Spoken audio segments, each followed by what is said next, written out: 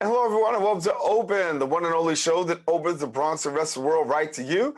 I'm your host, Darren Hyman. Today, we'll update you on what's happening in and around our borough, as well as across New York City. Coming up straight ahead, we'll discuss how an organization aims to ensure children have the resources and skills to believe in their limitless potential. Then afterwards, we'll speak on what you should consider when choosing a Medicare plan. We'll have some more details about that a little later on in the show. And then October is Head Start Awareness Month. We'll discuss how Rising Ground is providing access to early education to those in need. And then we'll also learn how an organization is providing therapeutic services to students. And finally, we'll discuss how one mental health counseling center is providing different approaches to mental health care. So stay tuned because all this and much more is heading your way. Right now, we're officially open.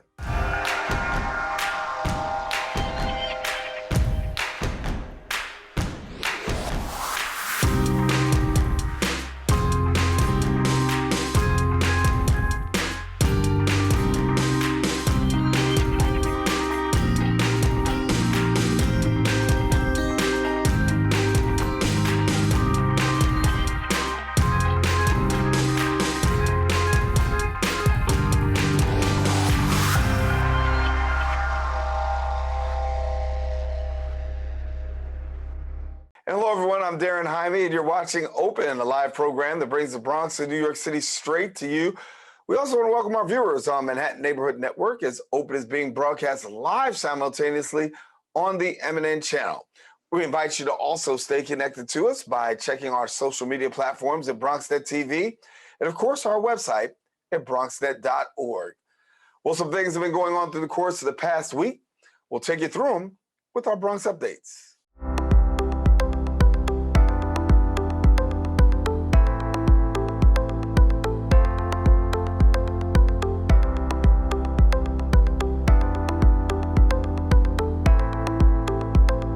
We start off with environmental news. New York State Assembly members gathered together to create new legislation to help protect the Bronx coastal lines.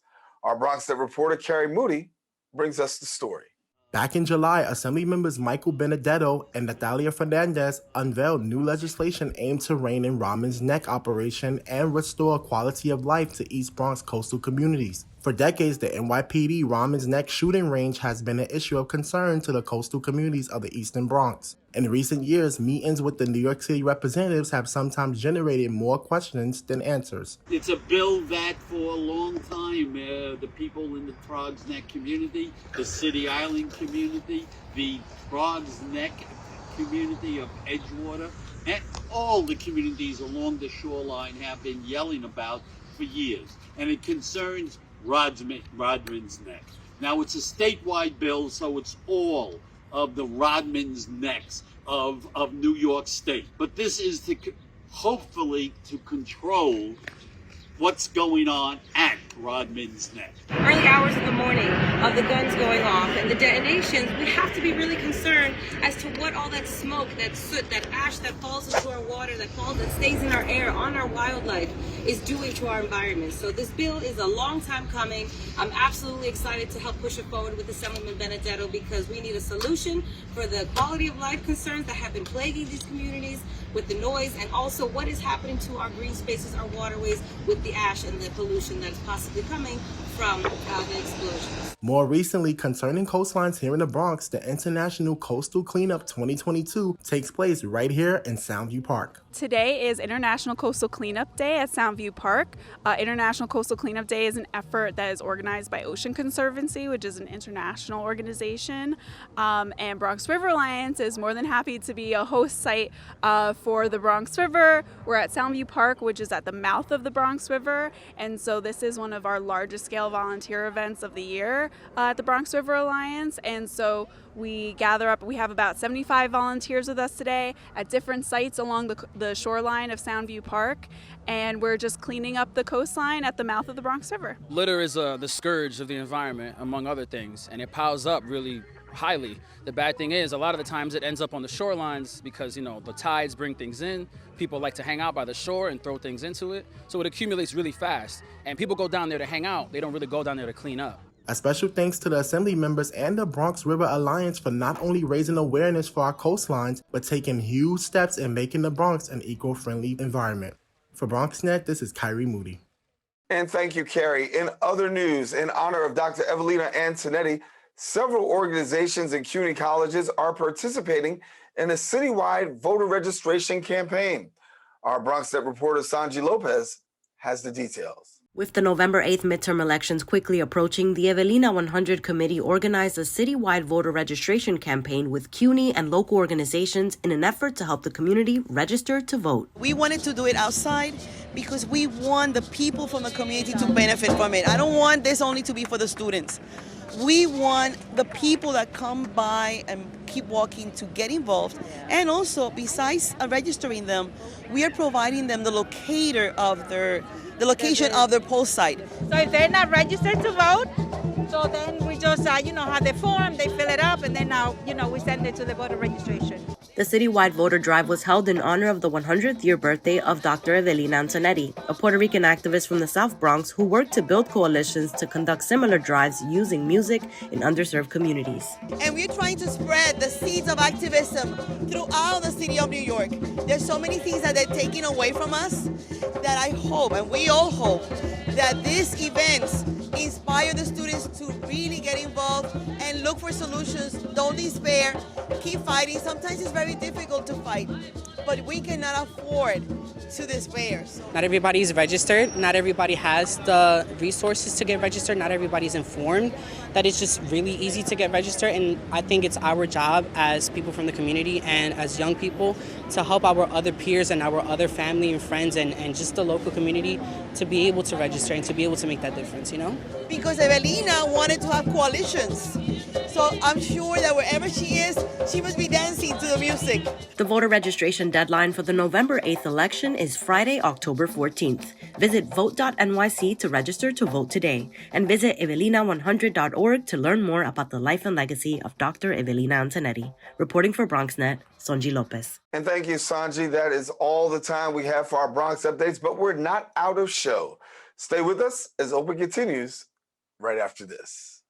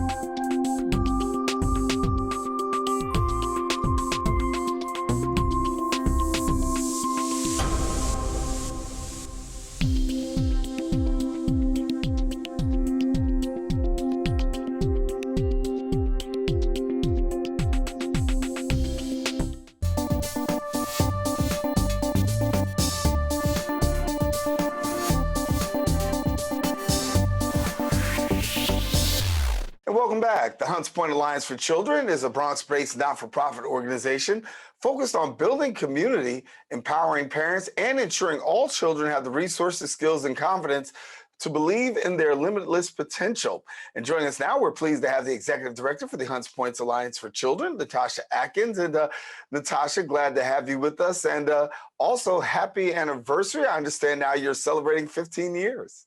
Yes, thank you, Darren. Good morning, and thank you for inviting me on this morning. Such a pleasure to speak with you this morning about the Hunts Point Alliance for Children and how we're celebrating 15 years. As the executive director, whenever I share our story, I like to talk about or describe the Hunts Point Alliance for Children, as we like to call ourselves, HPAC, as a small but mighty organization based in the South Bronx. And what we do is we bring hope and potential to our young people through our work with amazing staff like artists, social workers, community organizers, really bringing enriching and inspiring programs to our young people through a cradle to college and career model. And so I'm so excited to be with the organization. This is my going into my first year anniversary. And it's such an exciting time to hit that landmark with HPAC as we are celebrating our 15th year. And you've got some great partnerships working with community to really build and to help out those within. Talk to us a little bit about the work that you do with the community engagement and really helping families, I should say, and also, children get to that next level.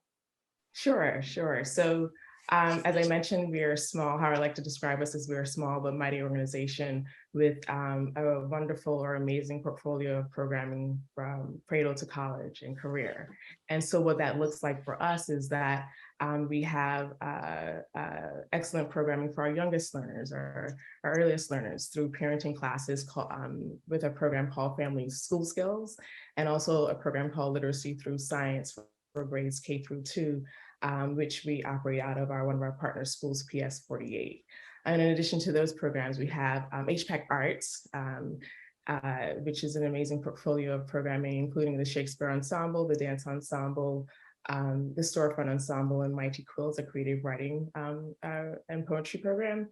And in addition to that, as a social worker, one of the most beautiful things I love about being at HPAC is that we don't just look at intervention work through our educational programs for our young people. We have a program called the Family Project, which looks at the family and investing in the family to ensure that we meet what I like to say their Maslowian needs. So if there's emergency support that's needed with housing or utilities, we're able to step in, or making referrals to agencies in the need for people that might need support with immigration services or employment services.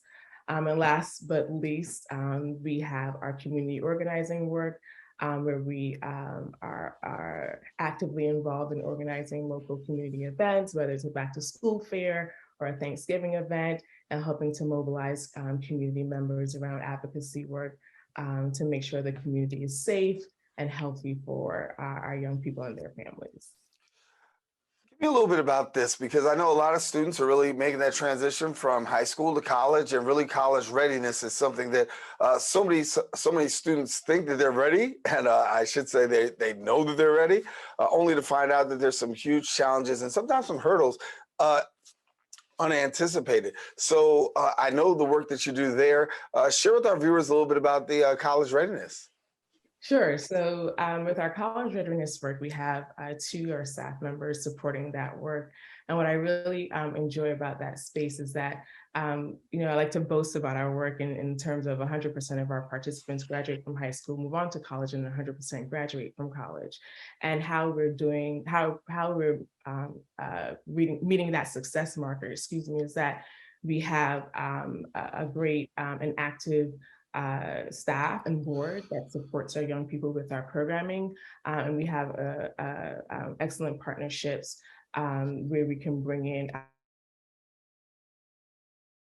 making sure our young people are going through mock interviews, resume prep, college essay writing and editing. And so it takes a village, to use a very common colloquial expression. And our village is very invested in the suite of college readiness programming that allows us to have, as I said, that amazing marker of 100% of our young people graduating from high school, from college, and moving into the world of work. I know you also have what's called the Family Project. Can you tell us a little bit more about the project and the work that goes on with that? Sure. So in addition to the executive director, I'm also a social worker, and that was the Family Project work is actually one of the pieces that caused great excitement when coming to HPAC. And so the Family Project is essentially our way of, as I mentioned before, addressing those Maslowian needs for our families. And so we don't just look at the child as a unit of analysis in terms of our intervention work. We also are looking at the family. And so if that family needs support with case management referrals for immigration services, employment services, we're able to support. In addition to that, we are also we're reviving our mental health work and part of our celebration for our 15 years. And so the Family Project is able to do that by going deeper with our school partners, in particular PS48, to work more closely with their mental health teams to ensure the young people there are getting adequate mental health support. And so the Family Project is a blend of both case management work and mental health work to ensure that our families are able to be with their young people in a space where they don't have to worry about meeting their basic needs. And Natasha, how can people tap in if they want to take advantage of some of your services? Sure. So you can visit our website at www.huntspoint.org. And that is a great way to connect with us and learn more about the organization. Well, it's certainly been great talking to you, and thank you for the work that goes on at the Hunts Point Alliance for Children. Natasha Atkins, who's the executive director there, thanks for being with us. Thank you so much, Darren. Have a lovely day. You too. And for those that may have missed it, in case you want to have more information about the Alliance, listen, all you have to do is reach them at the website, huntspoint.org, and then also follow them on Twitter and Instagram at HPAC10474. We do have more open coming up. Don't go anywhere. We'll continue right after this.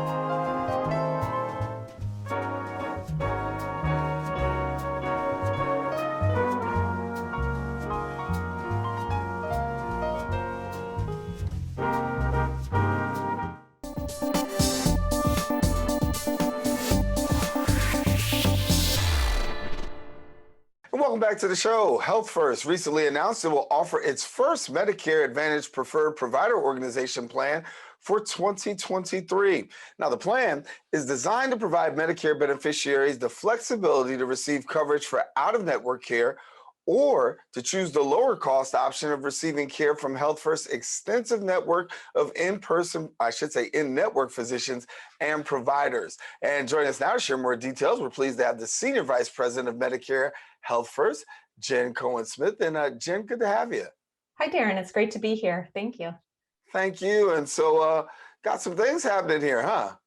We do. We're excited for this year's annual election period, where we're offering the new PPO product among many other very strong product offerings in the Bronx and throughout New York. Well, I want to talk a little bit about Medicare for a minute because we hear the word Medicare, and I just want to get some clarity for our viewers. For starters, talk to us about eligibility requirements and who's actually eligible to receive Medicare. Yeah, thank you. There are about 200,000 seniors in the Bronx who are eligible for Medicare, and it's generally for people who are age 65 and over, although younger people with disabilities or people with end-stage renal disease can also be eligible for Medicare. And there also are various components to Medicare, I know. So what are some of the various components that we have that are out there? Yeah, it can be confusing or overwhelming because it's a little bit of an alphabet soup, literally. So Medicare Part A is what we call hospital insurance, and it covers inpatient hospital stays, care in skilled nursing facilities, hospice care, and some home health care. Medicare Part B is the medical insurance, and it covers certain doctor services, outpatient care, medical supplies. Those two together are oftentimes called Original Medicare. Now, in addition to Parts A and Part B, you can also choose to buy a Medicare Part D, which helps cover pharmacy costs. And then combine all of those, and we have Medicare Part C, which is what we call, we call Medicare Advantage, which is health insurance offered by private health insurance companies like Health First, which at a minimum offers all of the things covered under Parts A and B, but also typically covers many other things like hearing, vision, dental. You can get over-the-counter monies. A host of additional benefits could be available to you. And you use the optimum word choose, and I know that people are having the opportunity to make their choice as this is what's called the open enrollment period. For someone who doesn't know about open enrollment, how does that work? Yeah, so actually the annual election period comes first, and that's October 15th to December 7th. And then following that is an open enrollment period.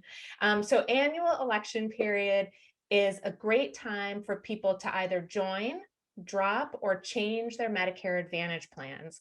And it can feel overwhelming because I know your mailboxes are probably full with flyers from all of the different health plans, but there are some really important things to think about during this time.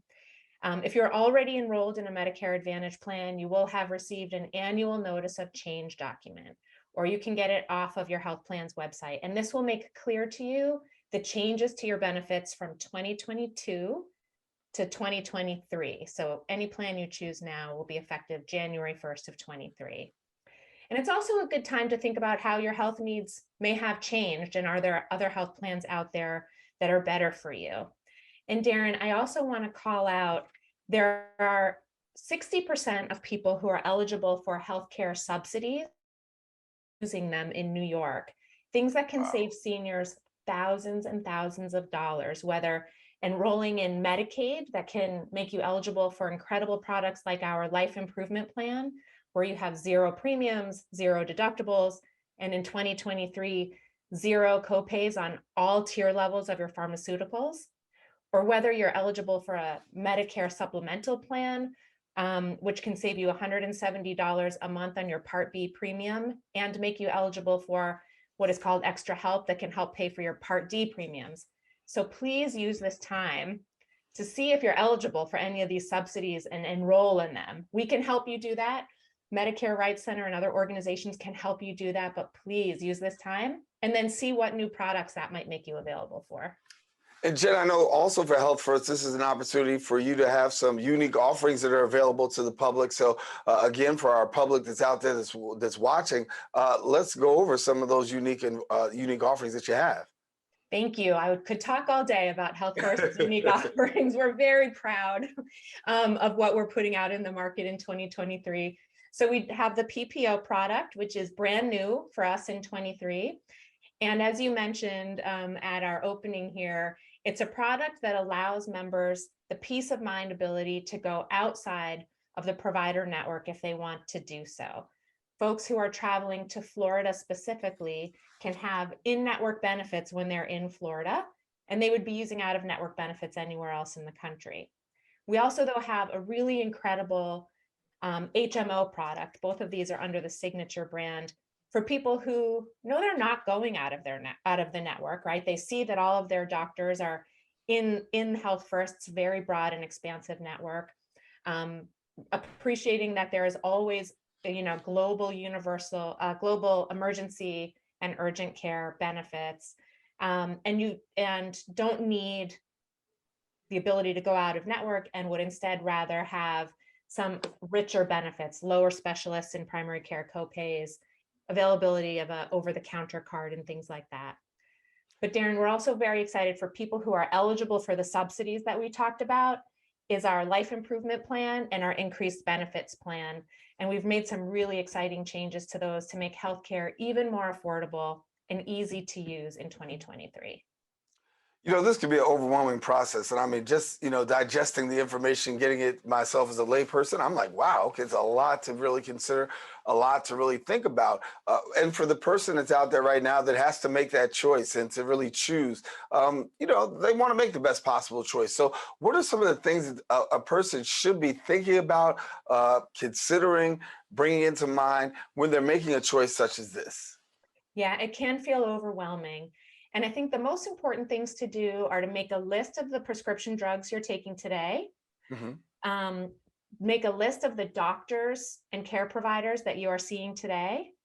And then when you're considering Medicare Advantage plans, find out where those drugs and where those doctors are in the network. Are they in network? Are the drugs free, or do they have copays? Things like that will impact your, financial out-of-pocket liability. Also, just take into consideration your lifestyle. Are you traveling a lot? Is hearing, vision, and are hearing and vision or other things really important to you? Do you want a gym membership, right? So just think about your lifestyle, and then find a trusted advisor, or you can visit some websites to help you, kind of wade through all of the choices and find the best selection for you. Yeah. And so I take it that this is a busy time of year for you? Yes, very busy, which we always like. We have an incredible team of sales folks out in the streets. You probably see Health First tents everywhere, mobile units everywhere. We have 2 community offices, one in Morris Heights and one in Fordham. And we're constantly having existing members coming through just to say hi or to better understand their benefits, and new prospects coming in every day, new folks who we hope we can help take advantage of our amazing benefits. Well, Jen, you broke it down a lot for us today. I want to thank you so much for joining us. And hopefully during this period, we'll see more people take advantage. I know you said there's so many people that leave it on the table, but hopefully by watching this, they'll be able to take advantage. I hope so. And we're here to help. We're here to help you enroll in all the subsidies available to you, and then in the Health First plan that's best for you. Thank you, Darren. And thank you, Jen. She's the Senior Vice President of Medicare at Health First, and that's Jen Cohen-Smith. Well, now, if you want more information, we encourage you to visit the website at healthfirst.org, and then also hfmedicarelearnmore.org. We do have more show. We encourage you don't go anywhere, because Open is continuing right after this.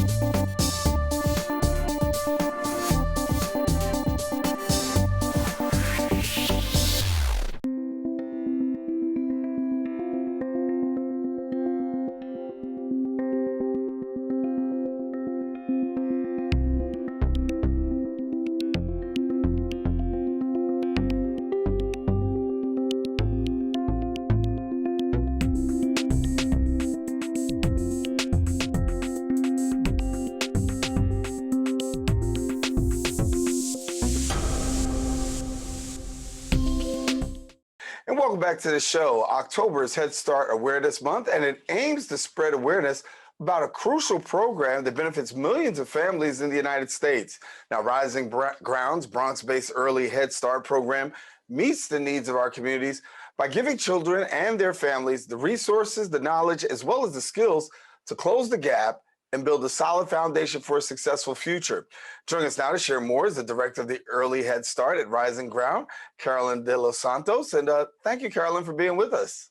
You're welcome. Thank you for having us. And when we talk about this program, obviously it's a program that really meets the needs and helps families. Let's go a little bit more in depth. So give us more about the program.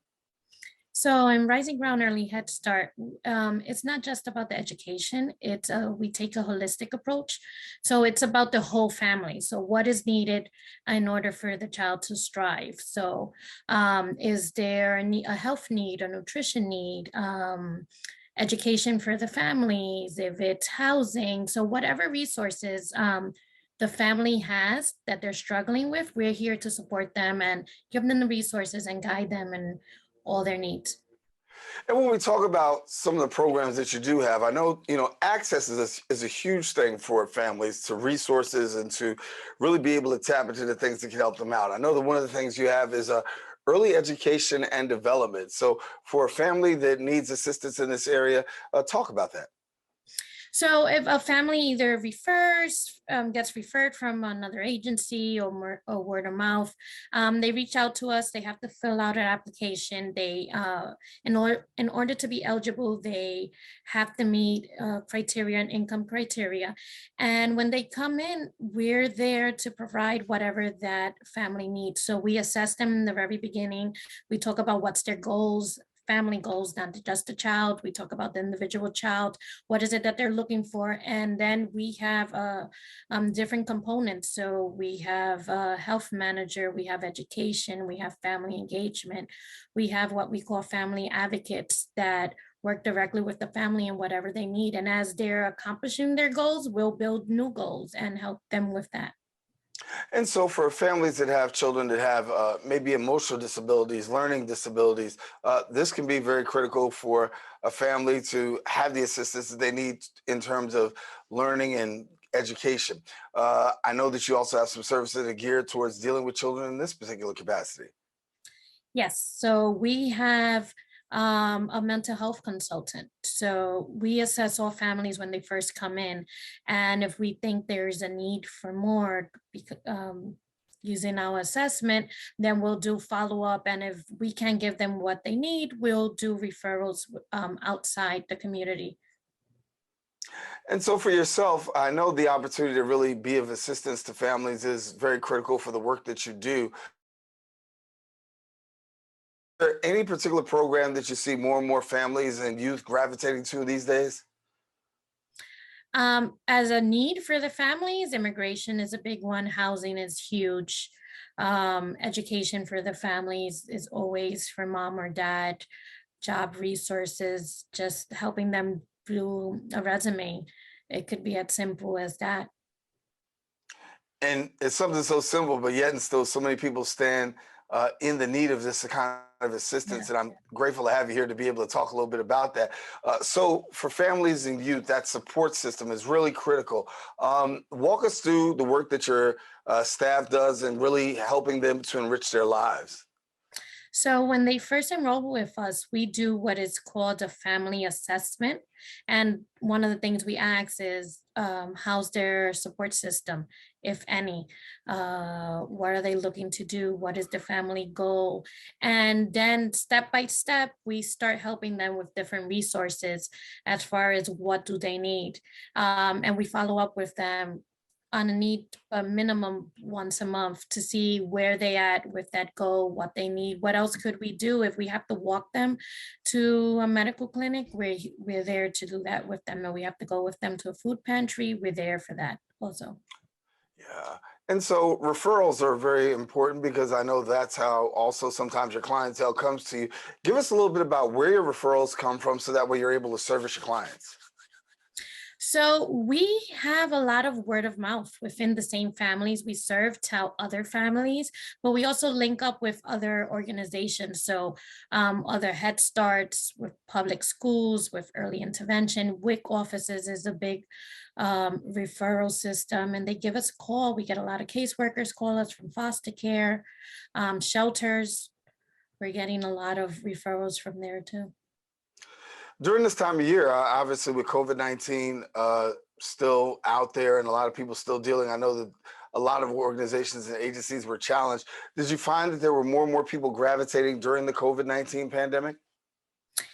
No, actually, they because of the hesitation of coming out and meeting with people, we didn't get a lot of new referrals during the pandemic, but we were able to sustain the families we did have and provide them services via Zoom, video chats, however they were more comfortable with. However, now we're seeing where parents are a lot more comfortable going back to work. We're getting a lot of referrals.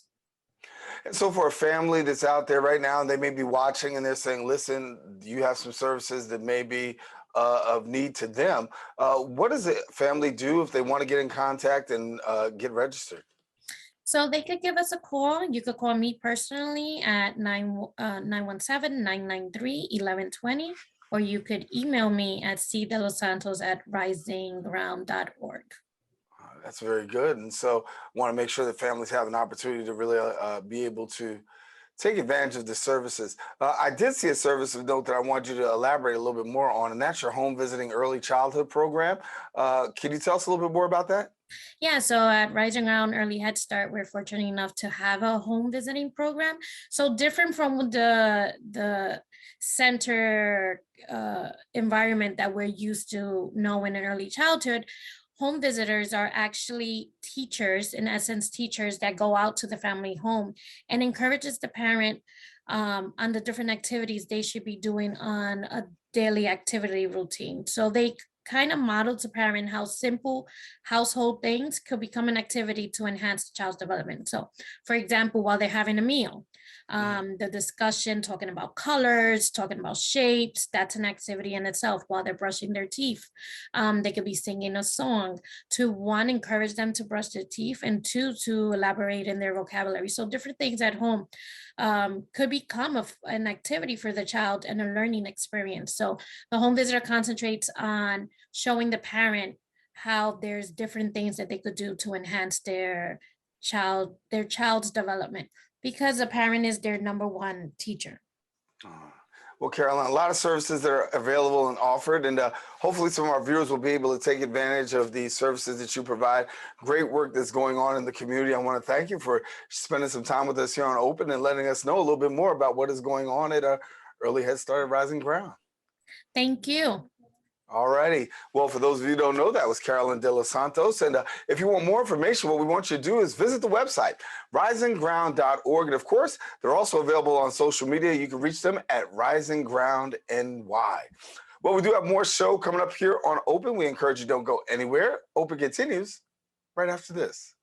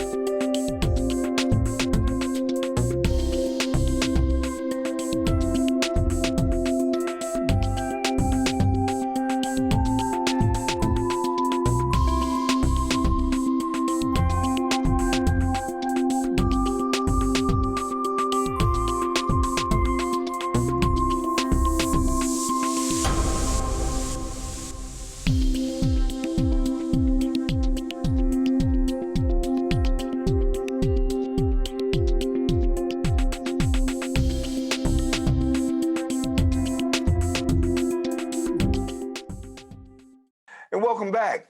iBrain is one of the most prominent brain injury special education programs in the United States.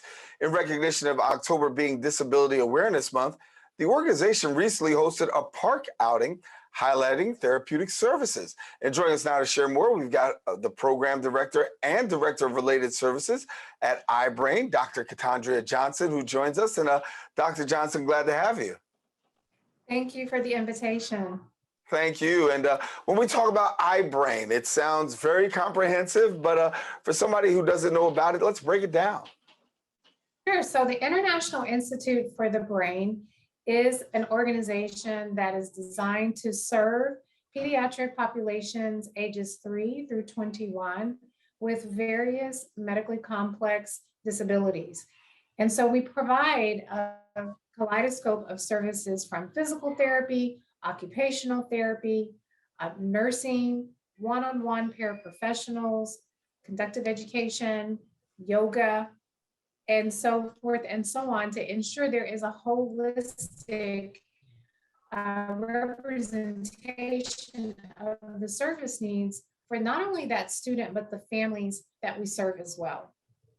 We also have an arm of research and continuing education efforts that we are ensure that what we do here is evidence-based, and it also reaches to the community members at large who may also want to emulate what we're doing here.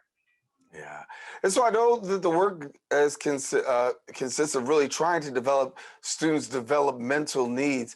When we try to tackle that, talk about what do you do? Well, it all starts with a conversation with the family and finding out what are the areas of concern. We provide an intake. We try to collect all of the information, medical, educational, psychological, emotional, social, that is needed to picture that child's needs and how we can best provide a service plan for not only the student, but the family. And so October is Disability Awareness Month. I know you had a recent event that really deals with getting the word out there. So what were the components of some of the components of what you've done during Disability Awareness Month? Well, we have really taken the Disability Awareness Month very seriously, but we made it celebratory. We had a park event where we had featured several physical therapy opportunities for our students and staff to demo. We also had our blindness awareness month, and that allowed our vision therapy providers to showcase some of their skill set and how what does a vision disability look like from not just a visual perspective, but a sensory perspective. And we also are keeping aware of augmentative communication, those assistive technology devices that our children need to communicate. We've also included an awareness set of activities as well. So as the public is becoming more and more aware, talk to us about engagement. Are we finding more and more people taking advantage of services these days?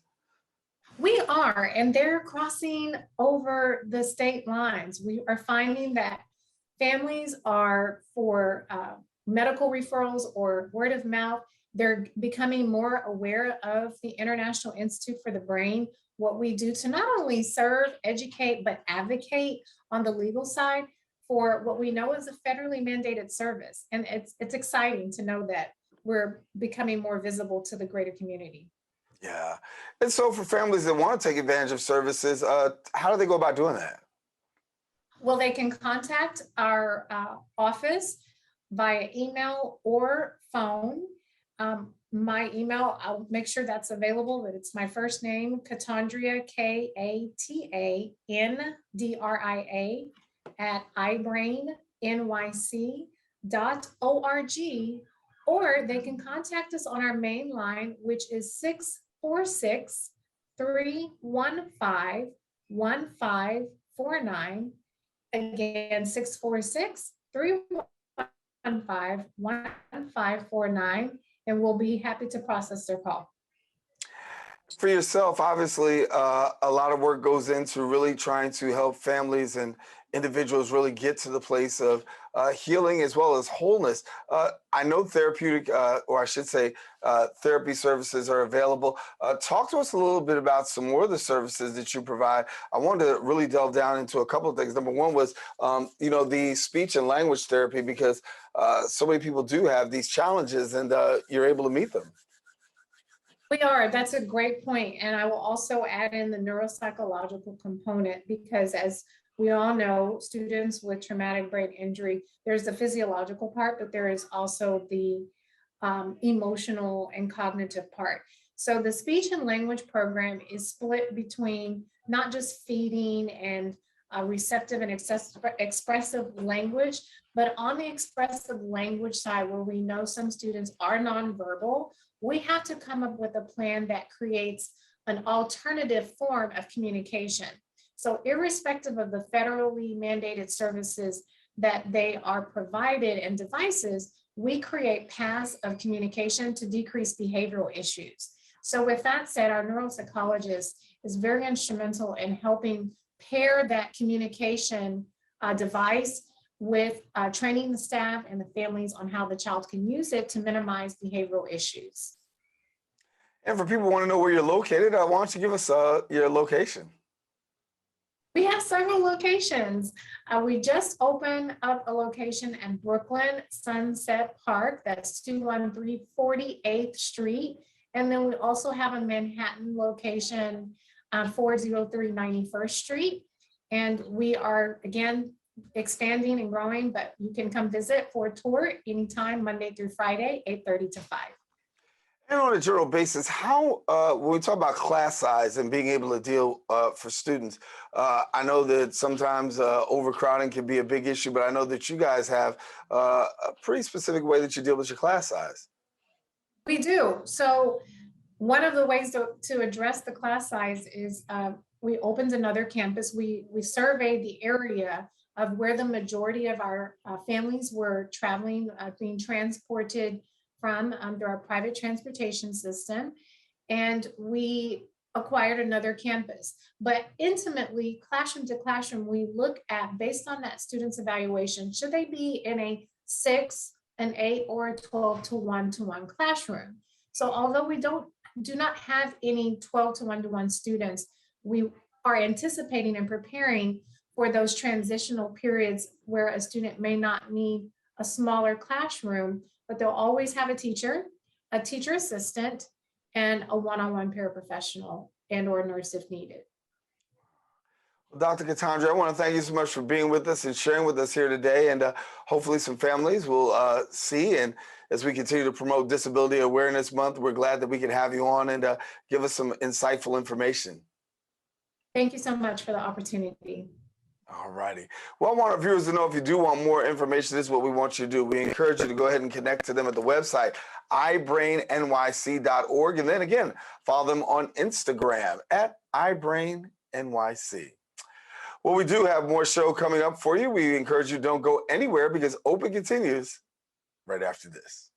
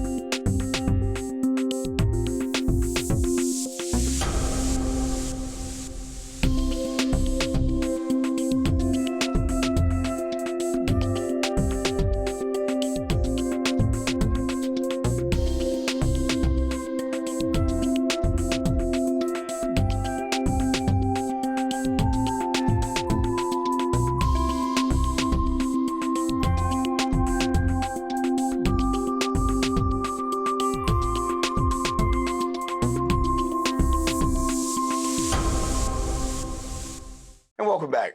Luminous Mental Health Counseling was founded as an inclusive community to encourage growth as well as healing. Now, their practice values the importance of the support and encouragement mixed with challenge and self-reflection to push clients to focus on harder issues. Joining us now, we're pleased to have the licensed mental health counselor and founder at Luminous Mental Health Counseling, Amaranta Henriquez, and we thank you so much for being with us. Thank you for having me. And when we talk about the issue of mental health, obviously a challenge for many people, but one way that you're able to do it is you're able to bridge the gap and really provide some services that really are specifically meeting the needs. So for our viewers, give us a little bit about the work that you're doing. Sure. So we definitely, with our practice, we wanted to provide accessibility to mental health resources that our community doesn't really have access to. And a big part of our practice is we really focus on two different types of therapies. So one is EMDR therapy, which is eye movement desensitization and reprocessing therapy. And that has to do with trauma work. So this involves methods in which your eyes move a specific way while you process traumatic memories. And another way that we provide therapy, which is a really cool and kind of at the forefront of mental health right now, is virtual reality therapy. So within sessions, we will actually use our virtual reality goggles. We'll get clients set up. Clients will also be set up with these little sensors where we can detect their heart rate and if they're feeling anxiety. And we can put clients in these situations such as, let's say you have difficulties with socialization. We can put you in a scenario where you'll have to socialize with people, and we kind of navigate that throughout therapy. So it's a really cool method, and we found it to be really helpful in, assisting clients push forward. And when you talk about these methods, obviously they're not the general methods that someone would use, but obviously it's a method that really has had some great impact. Tell us about that. Yes. So we're located in the Bronx, and, we're very different from a lot of the mental health agencies in the area in that, for EMDR, there's very, very little EMDR providers. And for virtual reality therapy, we're actually the only providers in all of the Bronx that provide virtual reality therapy, and one of the very few in all of New York City. So it's a really cool addition to therapy because when it comes to providing exposure to certain scenarios, for example, again, like socialization, we don't have to put you out there right away, right? I don't have to tell you just go out there and go socialize. We can practice that in session. We can practice, talking to people. We can even do, we also work with kids. So one of our scenarios with virtual reality therapy is helping them get through fear of the dark. And it's just a really good addition to regular talk therapy that generally most agencies use. And when we talk about agencies, obviously you're an agency that's unique of sorts, and you talk about virtual therapy and helping out in the virtual reality space. It's not common, right? And you're one of the only ones that do it. Talk to us about that impact. And do you notice sizable differences with virtual therapy as opposed to some of the more traditional methods? Absolutely. And a big part of that is how you progress throughout therapy. So there's a certain type of therapy called exposure therapy. And that basically has to do with, we'll identify what your fear is, and then we'll work on little steps to build up to that. But that involves real life scenarios. So if I'm someone, let's say, I'm afraid of spiders, right? Deathly afraid, I can't walk outside because I think a spider is going to come. Method, you'll kind of put the client in those scenarios, which is daunting and can be scary. As opposed to virtual reality, we can do that in a controlled environment in the office space. And then when we feel that the client is prepared, we can take them to the next step when it comes to dealing with those phobias or those fears. So it really has made a big impact in that you can make those steps a little bit faster because you have a safe environment to practice them in. And so for clients who want to take advantage of the services, who are actually eligible to actually receive services from you? Right. So whatever clients, so we do use out-of-network benefits. So if by any means we don't accept your insurance, we can work with you through that to provide a bill that you can provide to your insurance for reimbursement. But we also take a lot of the major insurances, Aetna, United Healthcare, Oscar, Oxford. And starting next month, in November, we will be starting to take Health First, which is, big insurance in this area. We also accept $11.99 and out-of-pocket benefits. That's great. That's great. And so for yourself, do you feel like this is an added advantage to clients given the fact that you have some unique resources there? Talk to us about the advantage that you think it weighs in on when it comes to really dealing with people in this particular area, because as we said, traditional methods do have their end result, but it seems as though that you're able to really delve deeper into person's issues when it comes to this. Yes, absolutely. So that's a big thing that it's, I've grown up in the community and I've worked in the community forever. I've worked in different spaces and different agencies here. And a big part that's lacking is that, I think people don't realize that therapists are specialists, right? So if you go to, let's say, your primary care doctor and you have gastrointestinal issues, they're going to refer you to a gastroenterologist. Same thing with therapists, is that we all do therapy and we have specializations. So if you have noticed that, let's say, in doing trauma work, typical talk therapy has not been helping, there are specialists that you can go to that deal with specifically that. And that's where we come in that avenue, and that we have certain specializations that will get to the core of issues that maybe traditional talk therapy won't get to. And so for a client that wants to take advantage of services, what do they do? So you can go onto our website at luminousmentalhealth.com, and there is a button right in the middle as soon as you go in that says request an appointment, fill out your information, and we'll get back to you in 24 hours. Amazing. Well, thank you so much for being with us, Amaranta, and we want to thank you for sharing and providing this unique approach to really dealing with mental health awareness. Thank you so much. Thank you for having me. Amaranta Henriquez, who is a licensed mental health counselor and founder at Luminous Mental Health Counseling. Thank you so much for being with us.